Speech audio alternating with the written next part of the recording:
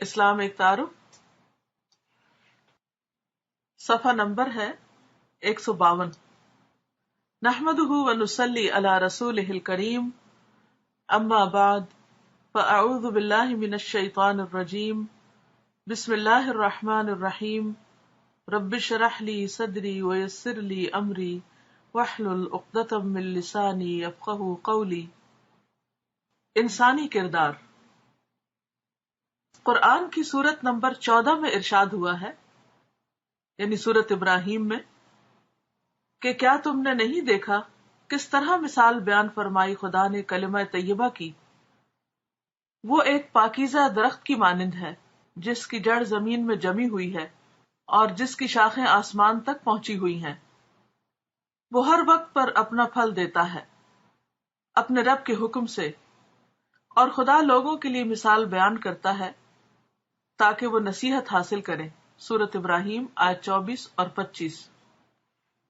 پھلدار درختوں کا یہ اصول ہے کہ وہ اپنے موسم پر اپنا پھل دیتے ہیں، یعنی سال میں جب وقت آتا ہے تو وہ پھل کے لیے تیار ہوتے ہیں۔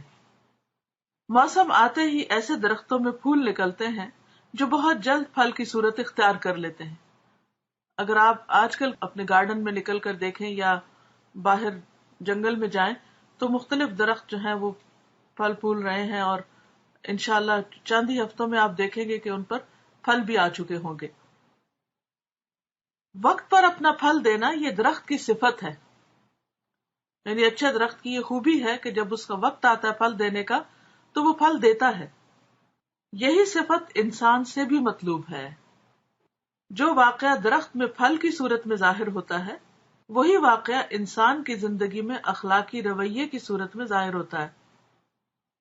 گویا ایک اگر مادی پھل ہے تو دوسرا اخلاقی پھل۔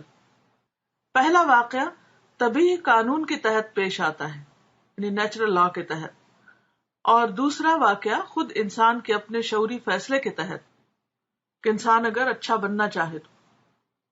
انسان سے یہ مطلوب ہے کہ لوگوں کے درمیان رہتے ہوئے ہر موقع پر اپنے قول اور عمل سے وہ اسی روش کا اظہار کرے جس کی توقع انسان ہونے کی حیثیت سے اس سے کی گئی ہے۔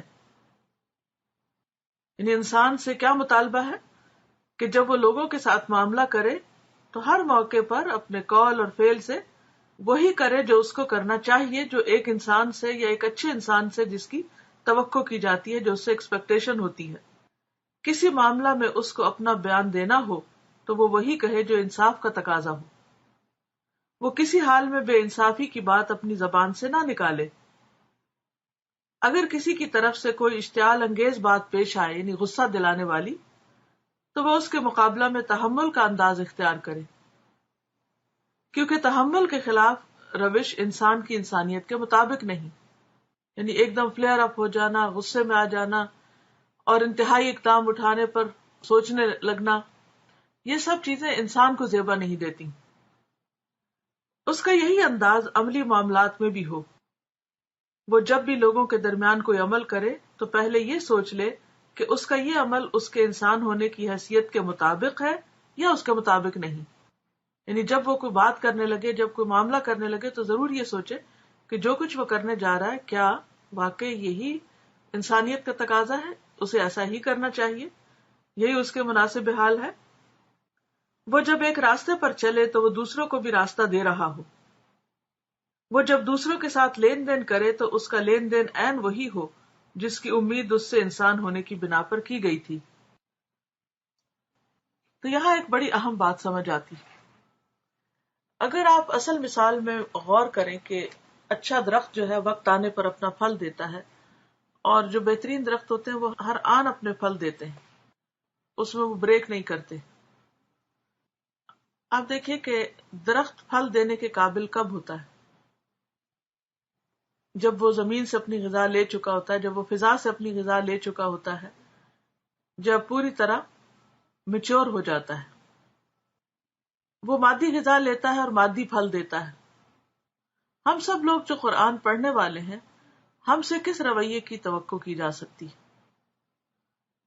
ہم مختلف ذرائع سے علم حاصل کرتے رہتے ہیں، مختلف استادوں سے سیکھتے ہیں، مختلف طریقے سے ہم اپنے علم میں اضافہ کرتے ہیں، تو پھر ہم سے بھی کیا توقع کی جانی چاہیے؟ ہم سے بھی یہ توقع ہونی چاہیے کہ ہم بھی پھر جب ساری غذا لے چکے تو دوسروں کو بھی دیں، دوسروں کے ساتھ شیئر کریں. ہمارے اندر سے بھی ایسے پھل آئیں جو دوسروں کی زندگیوں کو فائدہ پہنچائیں، ان کے لیے صحت کا سامان بنے، غذا اور طاقت کا سامان بنے.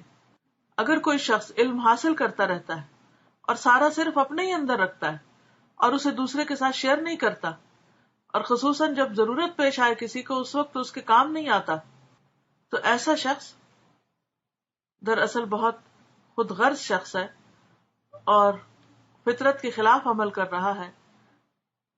اور جو شخص کسی کو فائدہ نہیں پہنچاتا خود اس کو بھی فائدہ نہیں پہنچتا. تو اللہ تعالیٰ سے دعا ہے کہ وہ ہمیں عمل کرنے والا بنائے اور واقعی ہم مختلف ذرائع سے جو فائدے حاصل کریں پھر اس سے بڑھ کر آگے دوسروں کو پہنچانے والے بنے. اللہ تعالیٰ ہم سب کی کوششوں کو قبول فرمائے.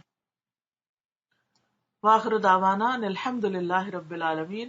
سبحانک اللہم و بحمدک، نشہد ان لا الہ الا انت، نستغفرک و نتوب الیک.